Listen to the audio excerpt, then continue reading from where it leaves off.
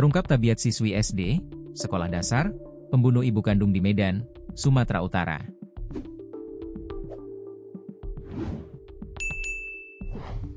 Kelakuan siswi SD ini diketahui setelah diungkap tetangganya di Jalan Dwi Kora, Kelurahan Tanjung Rejo, Kecamatan Medan Sunggal, Kota Medan, Sumatera Utara. Keterangan warga, siswi SD dan keluarga sudah lama tinggal di Jalan Dwi Kora Kelurahan Tanjung Rejo, Medan Sunggal. Kurang lebih 20 tahun mereka tinggal di wilayah yang dipimpin seorang lurah tersebut. Siswi SD yang menjadi pelaku pembunuhan ibu kandung berinisial SAS, 12, duduk di kelas 6 SD. Pelaku SAS adalah anak kedua dari 2 bersaudara, dengan kakaknya yang kini duduk di bangku SMA. Jadi anaknya itu masih SD kelas 6, memang badannya gede, besar, ucap seorang warga yang enggan disebutkan namanya, Kamis, 11 Desember 2025, dikutip dari tribun-medan.com.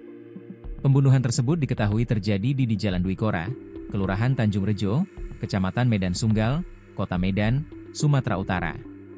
Korbannya adalah ibu pelaku bernama Faiza Soraya, 42.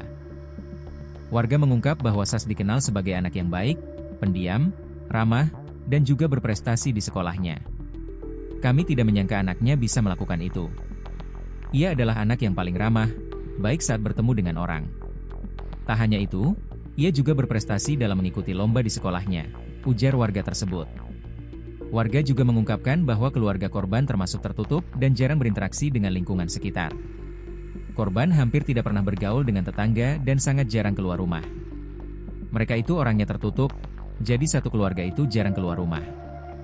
Hanya saja, ketika berpapasan barulah mereka menegur kami. Korban memang tidak pernah bergaul dengan tetangga dan tidak pernah keluar, lanjutnya. Jarangnya interaksi ini membuat warga tidak mengetahui masalah internal di dalam rumah tangga tersebut, hingga akhirnya warga dikejutkan dengan adanya pembunuhan di dalam rumah.